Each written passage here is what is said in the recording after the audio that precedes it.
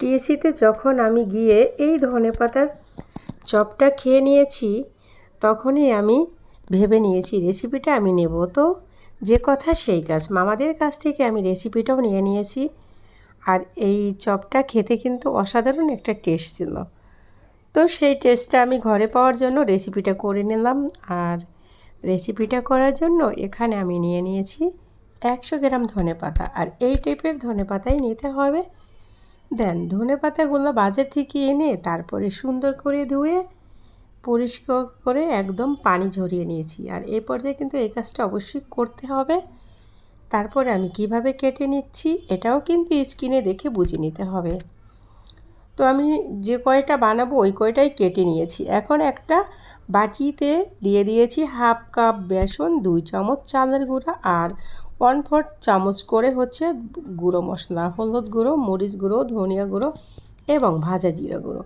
তারপরে 1 চামচ আদা রসুন পেস্ট এবং লবণ স্বাদ মতো, আর হচ্ছে গিয়ে সামান্য একটু বেকিং সোডা দিয়ে শুকনো উপকরণ আমি মিশিয়ে নিব। তারপরে এখানে একদম নর্মাল ঠান্ডা পানি দিয়ে একটা ব্যাটার বানিয়ে নেব। আর পানিটা কিন্তু আমি একবারে দিব না, আমি এখানে 2 থেকে 3 বার পানিটা দিয়ে সুন্দর একটা মোটামুটি নর্মাল ব্যাটার বানিয়ে নিয়েছি। আর ব্যাটারের ঘনত্বটা কিন্তু স্ক্রিনে দেখে বুঝে নিতে হবে।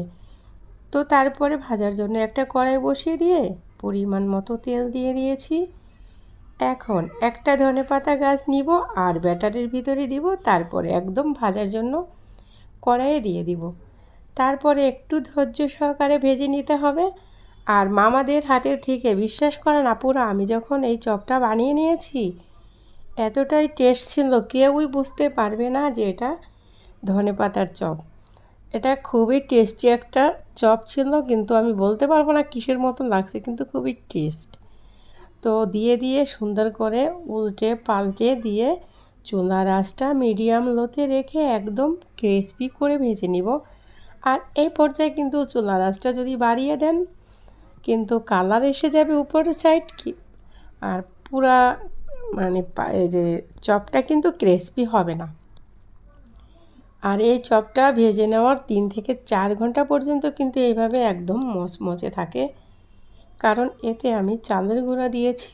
আর ধৈর্য সহকারে চুলার আঁচটা মিডিয়ামে রেখে ভেজে নিয়েছি।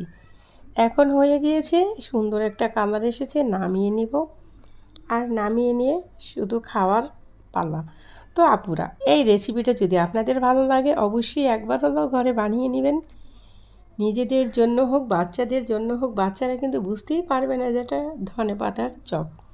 তো রেসিপিটা সত্যিই একটা অসাধারণ রেসিপি, নতুন এবং ইউনিকও। রেসিপিটা এই পর্যন্তই ছিল, পরবর্তীতে দেখা হবে। খোদা হাফেজ, বাই।